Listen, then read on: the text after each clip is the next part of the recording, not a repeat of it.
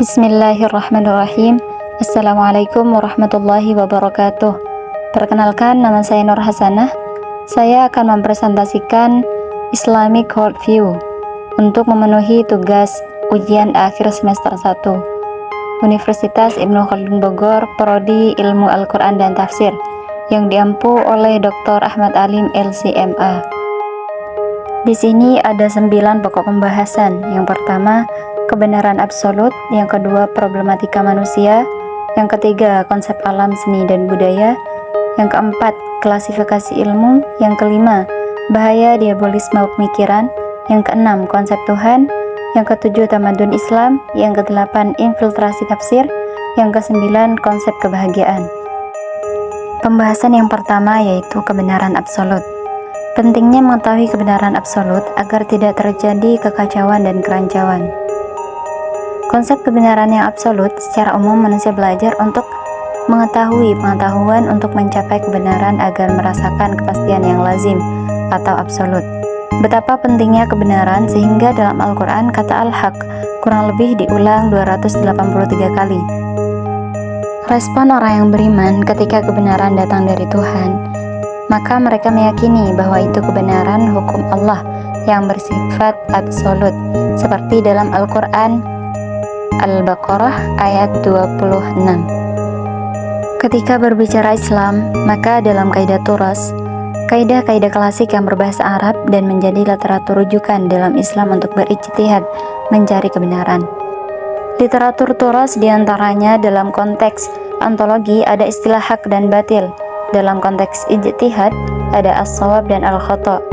Kemudian dalam konteks valid dan invalid ada as-sahih dan fasid. Sedangkan dalam konteks pernyataan lisan ada as-shadiq dan kadzib. Kebenaran dalam Islam tidak kontradiktif antara akal dan wahyu. Akal manusia bisa mencapai kebenaran yang absolut jika dilandasi dengan wahyu. Jika akal tidak dilandasi dengan wahyu, maka akan membuat kebenarannya sendiri, tidak memiliki tolak ukur dalam kebenaran. Kemudian, kebenaran dalam Islam tidak dikotomis dalam memandang realitas secara subjektif, normatif, historis, dan lainnya. Islam memandang dengan tauhid, di mana kehidupan tidak bisa dipisahkan dengan tauhid, pendidikan, politik, ibadah, hukum, dan yang lainnya. Maka konsep kebenaran yang absolut tidak bisa dipisahkan dengan konsep Tuhan, konsep penciptaan, konsep wahyu, konsep ilmu, dan yang lainnya. Tingkat keyakinan ada 3. Yang pertama, ilmu yakin, mendengar, menganalogikan, atau memiliki wawasan konsep kebenaran, kemudian yakin. Yang kedua, ainul yakin, keyakinan yang dilihat secara langsung. Kemudian yang ketiga, hakul yakin, adalah keyakinan yang paling tinggi, secara langsung merasakan dan mengalami.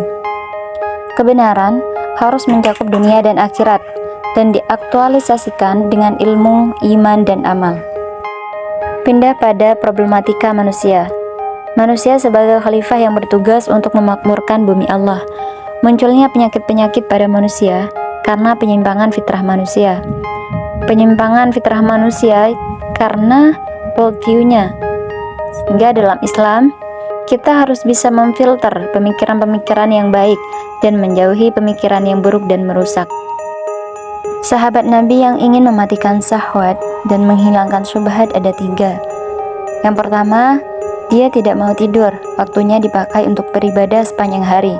Yang kedua, dia tidak mau menikah karena takut menumbuhkan syahwat. Dan yang ketiga, dia tidak mau makan, dia mau berpuasa sepanjang hari. Yang seperti itu harus diluruskan worldview-nya dan syahwatnya, karena pengendalian iman terkait dengan sosial pemikiran. Syahwat jika dikendalikan akan mendatangkan ifah atau kehormatan. Macam-macam problematika manusia. Yang pertama, hak asasi manusia atau HAM.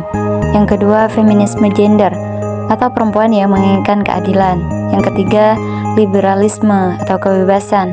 Yang keempat, bebas LGBT atau asal muasal LGBT pada kaum Lut.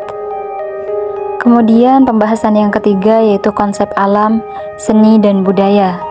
Allah Subhanahu wa taala menciptakan alam sebagai tanda kekuasaan Allah Subhanahu wa taala, sehingga seorang mukmin ketika berinteraksi dengan alam, maka ia memuji Allah seraya berkeyakinan Rabbana ma khalaqta hadza batila subhanaka faqina adzabannar.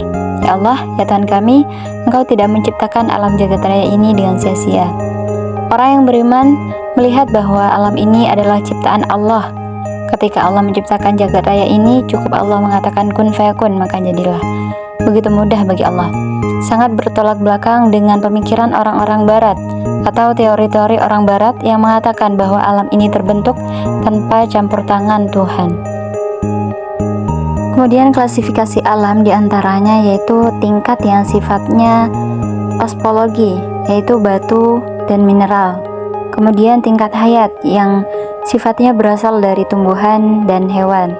Kemudian tingkat yang sifatnya rohaniyah adalah alam yang sifatnya gaib. Allah menciptakan makhluk yang tidak bisa dilihat oleh panca indera, yaitu malaikat. Kemudian tingkat yang sifatnya sosial atau ruhaniyah, yaitu manusia dari semua aspek alam yang diciptakan Allah SWT dengan tujuan untuk tunduk patuh hanya menyembah kepada Allah SWT. Wa ma khalaqtul jinna wal insa illa liya'budun. Dan dalam rangka memakmurkan alam ini, maka Allah SWT membekali manusia dengan akal. Dengan itu bisa berbudi dan membentuk budaya. Selanjutnya yaitu seni budaya.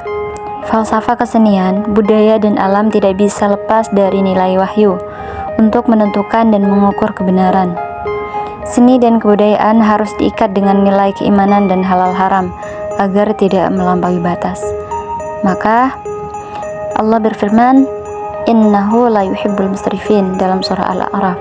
Maka janganlah melampaui batas, sebab Islam adalah agama wasatiyah, tidak ekstrem kanan maupun ekstrem kiri, yaitu agama yang lurus, siratal mustaqim. Allah menyuruh kita makan dari hasil alam, tapi jangan melampaui batas. Wa kulu washrabu wa la tusrifu. Dan Islam melarang seni budaya yang fawahish atau kekejian dan kesyirikan, baik yang nampak maupun tidak. Kemudian Islam melarang seni budaya yang ada unsur maksiat, kesenjangan yang ada unsur dosa atau itsm.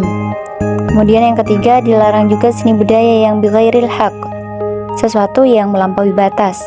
Selanjutnya dilarang juga seni budaya yang wa an tusyriku billah, atau menyekutukan Allah seperti patung. Dan juga dilarang seni budaya berbicara atas nama Allah, pujian atau puisi yang mengandung syahwat dan menyekutukan Allah. Budaya Islam tidak sama dengan budaya jahiliyah, namun jika disatukan maka mengandung nilai, yaitu nilai estetika, nilai etika, nilai halal haram, nilai ibadah, nilai ubudiyah, dan nilai akidah.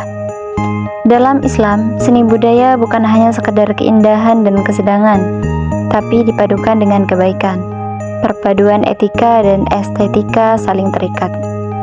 Seni budaya melahirkan kebudayaan yang dibungkus dengan keislaman, yang melahirkan peradaban yang kemudian memakmurkan bumi Allah untuk tumbuh berkembang dengan peradaban. Masuk pada klasifikasi ilmu. Permasalahan yang ada pada umat Islam yaitu kemerosotan atau keterbelakangan. Dimana ta'akhirul muslimun. Yang pertama yaitu kemerosotan umat Islam berawal dari kemerosotan di bidang ilmu. Kemudian yang kedua, cengkraman peradaban barat telah mewariskan dikotomi ilmu antara sains dan knowledge, atau antara agama dan umum. Kemudian sekulerisasi ilmu yang saat ini telah merambah semua jenis keilmuan, termasuk keilmuan agama. Selanjutnya yaitu disorientasi dalam mencari ilmu. Dan yang terakhir yaitu kebingungan dan kekeliruan dalam ilmu. Menurut Al-Attas, akibat dari kebingungan dan kekacauan terhadap ilmu akan menghasilkan kerusakan dan hilangnya terhadap adab atau the loss of adab. Hilangnya adab dari masyarakat memunculkan para pemimpin yang rusak dan palsu, dan kemudian menghasilkan kebijakan-kebijakan keliru di segala bidang, termasuk dalam bidang pendidikan. Keutamaan ilmu, yaitu dalam Islam tidak pernah terjadi pergeseran paradigma pengetahuan. Dari awal tetap istilah ilmu yang digunakan. Kemudian yang kedua, tanda atau petunjuk indikasi. Yang ketiga, menghimpun semua hakikat ilmu. Syahidallahu annahu la ilaha illahu wal malaikatu wa ulul ilm. Kemudian ilmu adalah pengetahuan. Innal ilma ma qama alaihi dalil. Dalil ada dua. Yang pertama dalil nakli, yaitu perkataan Allah dan Rasul. Kemudian yang kedua dalil akli, yaitu penelitian secara akurat. Dalam kitab Ta'limul Muta'allim, ilmu terbagi menjadi 3 bagian. Yang pertama ilmu ain, yaitu ilmu yang wajib diketahui oleh semua umat Islam. Yang kedua yaitu ilmu kifayah, ilmu yang wajib diketahui oleh salah satu umat Islam. Kemudian yang ketiga ilmu tasniyah, yaitu ilmu yang mengasah kemampuan.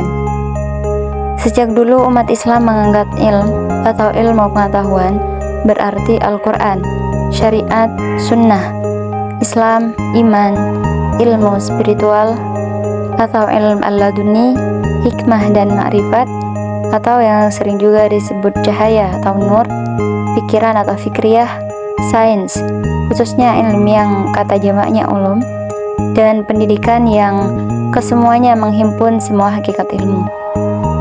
Kemudian 750 kali kemunculan istilah yang berkaitan dengan kata ilmu di dalam Al-Quran, yang menempati urutan ketiga sesudah kata Allah, dan Rabb yang diulang masing-masing sebanyak 2.800 dan 950 kali.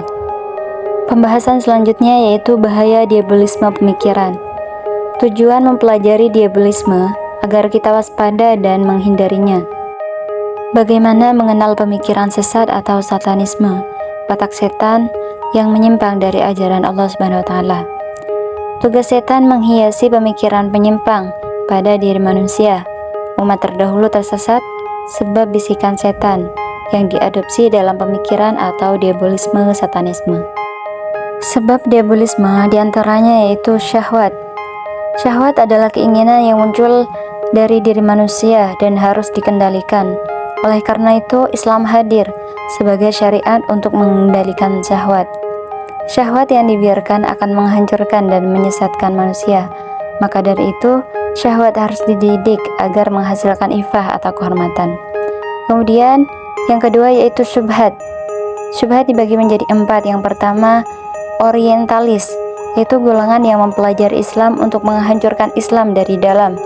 Yang kedua, sekuler, atau golongan yang memisahkan agama dan kehidupan. Yang ketiga, liberal, yaitu golongan yang mencampur adukkan agama. Kemudian yang keempat, ateisme, yaitu golongan yang tidak percaya pada agama dan Tuhan. Penyebab yang ketiga yaitu khutuwati syaitan. Syaitan selalu membisikkan keburukan dan mengajak pada fahsya dan mungkar. Dalam Quran surah An-Nur ayat 21. Ya ayyuhalladzina amanu wa la tattabi'u khutuwati syaitan. Di surah ini dijelaskan bahwa kita jangan sampai mengikuti syaitan, karena syaitan selalu mengajak pada keburukan, yaitu fahsya dan kemungkaran. Pindah pada konsep Tuhan. Ideologi orang-orang liberal melihat semua agama di dunia ini baik. Agama samawi atau agama budaya itu sama, karena sama-sama bertuhan, tanpa mereka mempertimbangkan cara ibadah mereka menghambakan diri kepada Tuhan. Konsep tauhid dan syirik tidak bisa disamakan seperti pemikiran orang-orang liberal. Dan tidak sama konsep Tuhan perspektif wahyu dan konsep Tuhan yang merupakan budaya atau buatan manusia. Kemudian konsep Tuhan dalam Islam. Yang pertama yaitu Allah tidak trinitas. Yang kedua Allah tidak disekutukan. Dan yang ketiga Allah Esa, tidak beranak dan diperanakan. Sedangkan konsep Tuhan menurut budaya pasti akan berubah-ubah dan tak akan sama, seiring dengan pergeseran budaya serta akan lahirnya banyak agama. Agama Tuhan dalam perspektif wahyu atau Al-Quran yaitu Qul huwallahu ahad, Allahu samad, lam yalid wa lam yulad wa lam yakul lahu kufuwan ahad. Oleh karena itu, konsep Tuhan dalam perspektif wahyu tidak dapat dipertemukan dengan konsep Tuhan perspektif budaya, kecuali dalam surah Al-Kafirun, lakum dinukum waliyadin, untukmu agamamu dan untukku agamaku, yaitu toleransi. Tauhid dengan syirik tidak akan pernah bertemu, Konsep Tuhan dalam Islam itu berdasar dengan wahyu, bukan pada budaya tertentu, bukan pada kesepakatan tertentu, dan bukan pula pada spekulasi akal tertentu. Dilanjut dengan pembahasan tamadun Islam. Worldview adalah kepercayaan, perasaan, dan apa-apa yang terdapat dalam pemikiran, yang berfungsi sebagai motor bagi keberlangsungan dan perubahan sosial dan moral. Konsep peradaban Islam yaitu adalah buah dari Islamic worldview. Sedangkan elemen pandangan hidup Islami itu konsep tentang hakikat Tuhan, konsep wahyu, konsep penciptaan, konsep jiwa, konsep ilmu, dan kemudian konsep itu membuahkan peradaban atau tamadun Islam.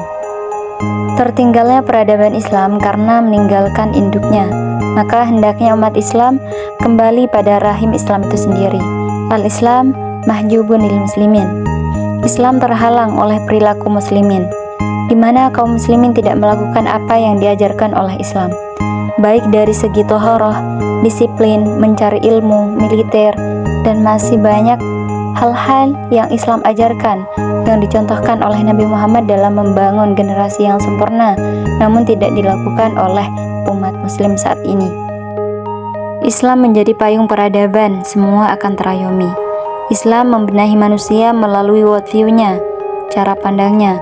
Kemudian, budaya ilmu dihidupkan dan dilestarikan, karena ilmu adalah pilar peradaban. Ilmu tidak bisa dipisahkan dari agama. Jika paradigma kita luas, maka hidup kita juga akan luas. Sempit dan luas tidak diukur hanya dari jarak atau volume, melainkan mentalitas. Maka dari itu, jatuh bangunnya umat Islam tergantung pada cara pandangnya. 5 perkara yang diberikan kepada umat Islam. Yang pertama yaitu izzah, kehormatan, dan juga mentalitas, di mana izzah hanya dimiliki oleh Islam. Kemudian yang kedua, semua dijadikan tempat sujud. Dimanapun bumi dipijak, maka disitulah kita boleh beribadah kepada Allah. Dan yang ketiga yaitu dihalalkan ghanimah atau harta rampasan. Harta rampasan baik barang maupun hewan dan manusia boleh dimiliki dan dihalalkan oleh Islam. Seperti Bilal bin Rabah, dia adalah budak tawanan perang yang kemudian dijadikan budak, dan juga Sofia istri Rasulullah adalah seorang tawanan perang yang dinikahi oleh Rasulullah. Yang keempat yaitu diberikan syafaat. Kelak di akhirat umat Islam akan diberikan syafaat oleh Nabi Muhammad.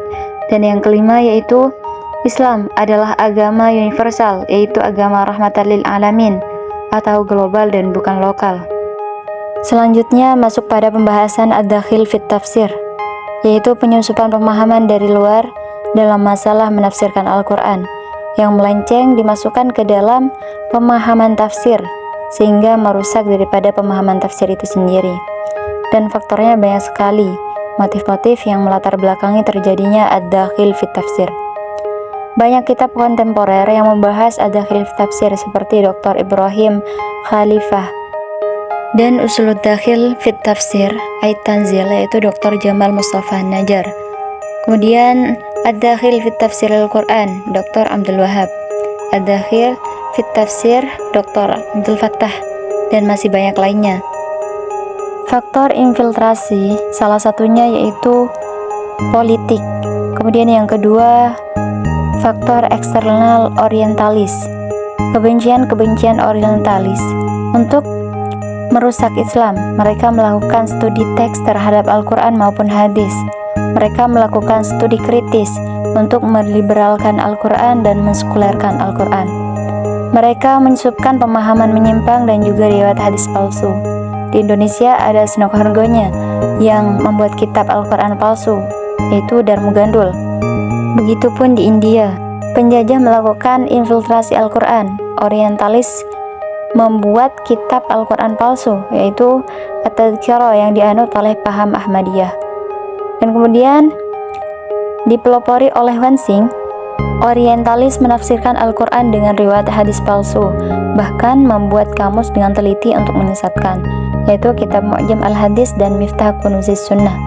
Kemudian faktor yang ketiga yaitu fanatisme, as-sabiyah atau fanatisme. Fanatik buta akan mencederai objektivitas penafsiran, di mana sikap fanatik yang berlebihan. Banyak sekali fanatisme pemahaman menyimpang seperti Syiah, Mu'tazilah, Jabariyah, Jahmiyah, dan seterusnya. Mu'tazilah tidak percaya dengan sifat Allah, yang kemudian menafsirkan kalama yang artinya Allah berfirman. Mereka mentakwil kalama dengan jaraha yang artinya melukai.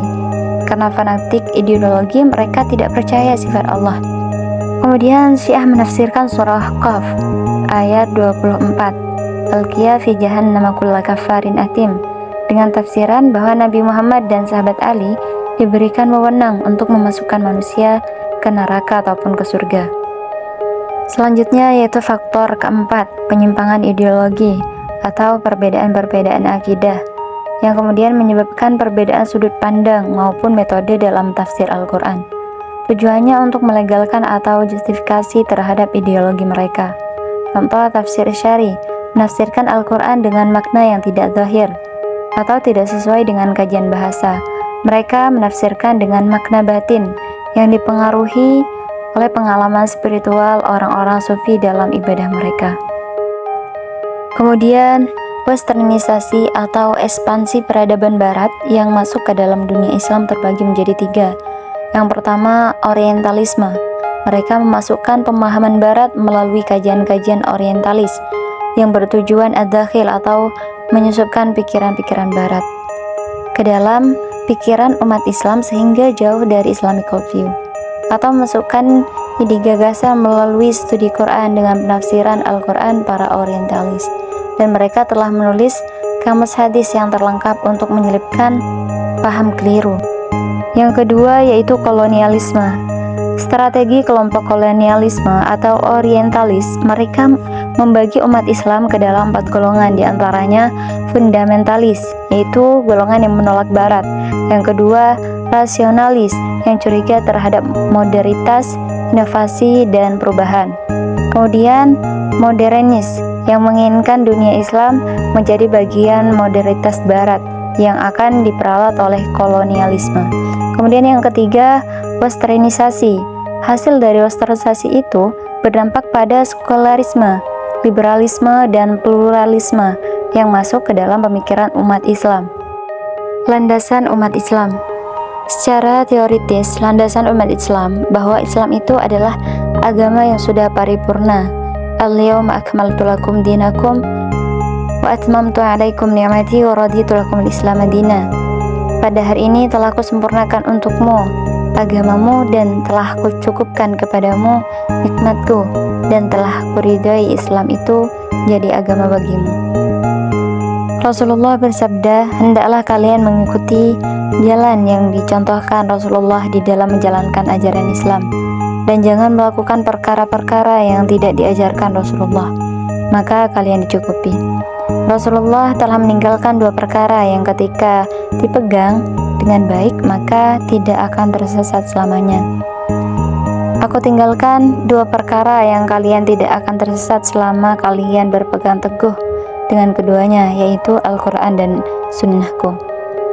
Ini prinsip dalam landasan hidup kita, sehingga pemeliharaan lafaz-lafaz dari makna Al-Quran dijamin Allah SWT bahwa Al-Quran tidak bisa dipalsukan.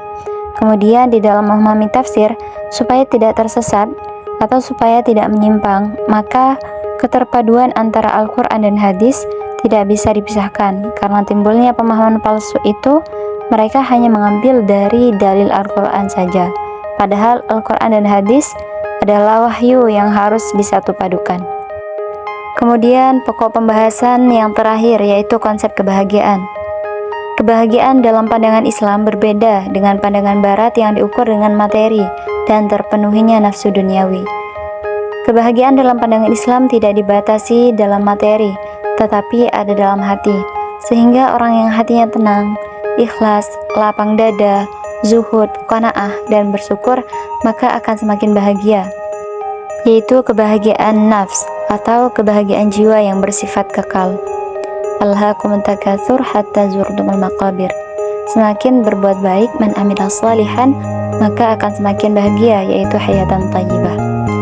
Dan jalan kebahagiaan ditempuh melalui jalan iman dan amal saleh, yaitu man aradal akhirah fas'alaha sa'yaha. Islam bukan anti materi, namun Islam mengatur materi dan menjadikan materi sebagai sarana ibadah dan bukan dijadikan sebagai tujuan. Imam Syafi'i berkata bahwa nikmatnya hidup adalah ketika kita capek beribadah. Kemudian pesan Rasulullah kepada Abu Dzar, yaitu konsep kebahagiaan. Yang pertama, mencintai dan membantu orang miskin. Yang kedua, melihat yang di bawah ketika dalam urusan dunia. Dan yang ketiga, silaturahmi walau dalam keadaan dibenci, sebab itu adalah jalan ridho. Yang keempat, tidak meminta-minta. Dan yang kelima, berbicara hal yang benar, yaitu qulil haq walau kana murran. Yang keenam, tidak takut berada di jalan Allah. Dan yang terakhir yaitu perbanyak zikir, la haula wala quwata illa billah. Alhamdulillah, sekian presentasi dari saya. Wassalamualaikum warahmatullahi wabarakatuh.